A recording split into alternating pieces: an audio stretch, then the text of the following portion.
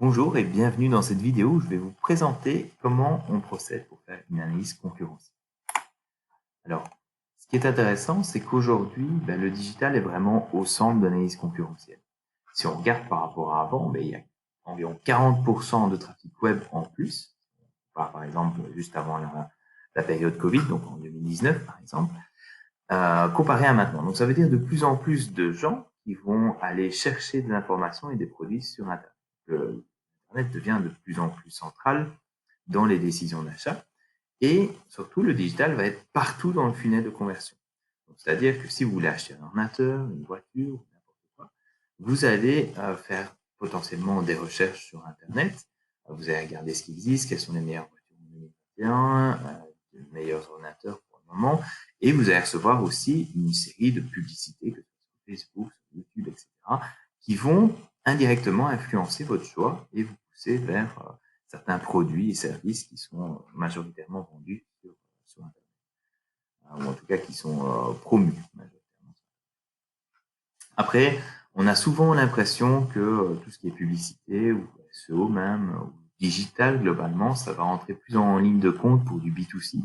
C'est vrai, ou du moins c'était vrai avant, et maintenant ça l'est beaucoup moins pour du B2, ça l'est tout autant pour du B2C, mais ça l'est également beaucoup pour du B2B, qui était moins le cas avant.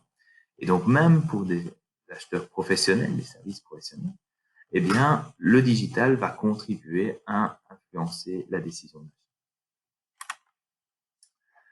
C'est pourquoi une analyse concurrentielle bien faite est super importante et nous, on l'a fait en 4 étapes. La première, c'est de bien identifier vos concurrents. Oui, on commence par là forcément. Alors si je tape par exemple ordinateur sur Internet, je vais me rendre compte qu'il y a plusieurs types de concurrents. Alors, si je suis, imaginons que je vends des ordinateurs, on va avoir des concurrents qui vont être plutôt proches dans Google My Business qu'on va avoir ici. On va avoir des concurrents plus généralistes, on va dire, sur la Belgique, qui ont différents endroits où ils vendent leurs produits. Et ça, c'est ce que j'appelle des concurrents business. Parce que ce sont des concurrents qui peuvent vraiment vous voler vos clients.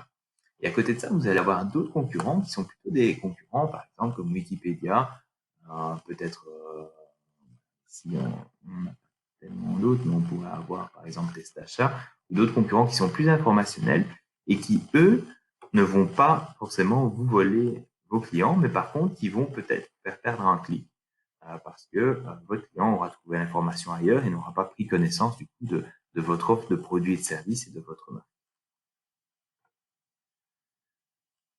Alors, évidemment, pour identifier vos concurrents, le meilleur moyen, c'est de taper vos services, vos produits directement sur Google, donc tel que je l'ai fait ici, et d'aller collecter toutes ces adresses email.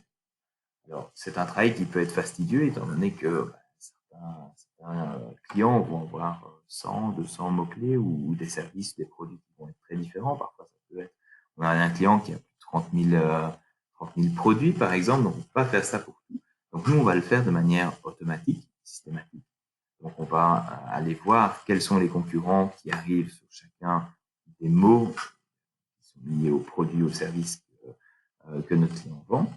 Et ensuite, eh bien, on va regarder quels sont les concurrents qui se positionnent dessus. Statistiquement, on va pouvoir dire, OK, tel et tel concurrent sont principalement agressifs vers vous et donc il faut les surveiller.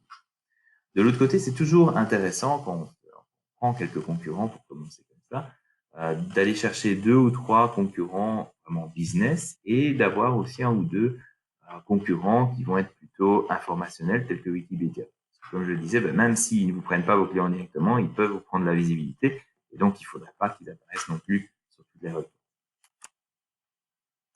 Alors ensuite, identifier et extraire les bons mots-clés. C'est un processus qui est ultra important, comme vous l'imaginez.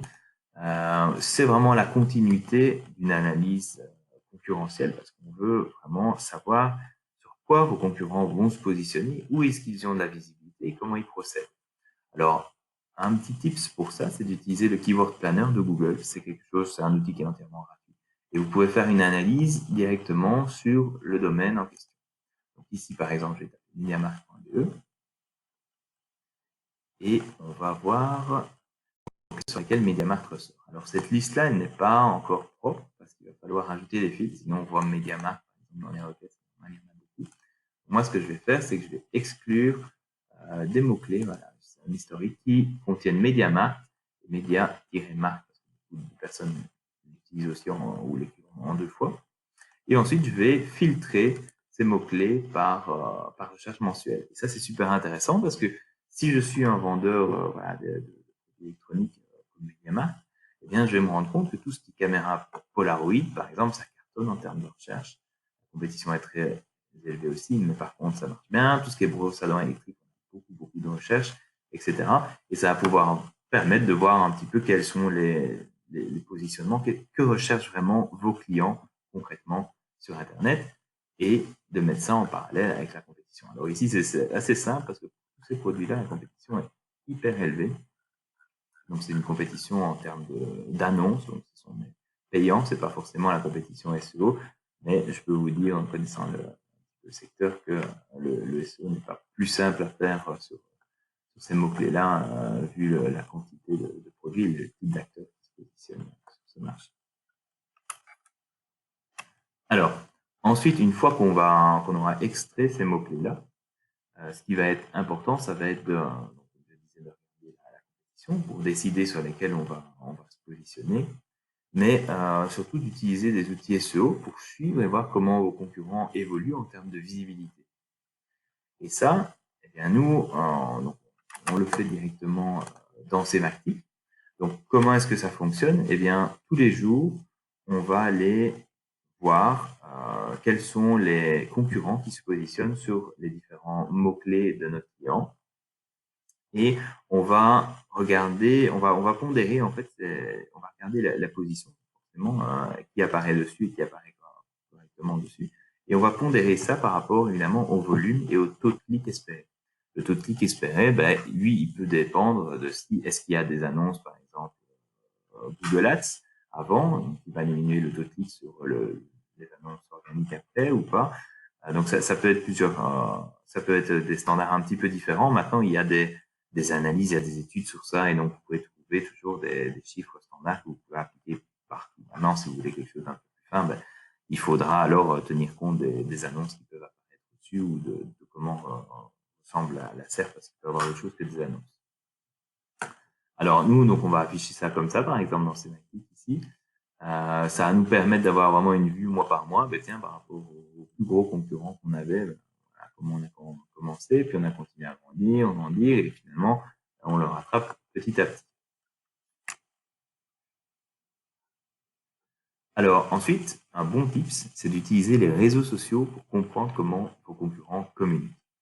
Et ça, c'est super chouette parce que Facebook va vous donner, par exemple, des possibilités de voir quelles sont les publicités qui sont faites. Il suffit de taper Facebook Ads Checker, par exemple, et vous rentrez dans ce qu'on appelle l'ad event.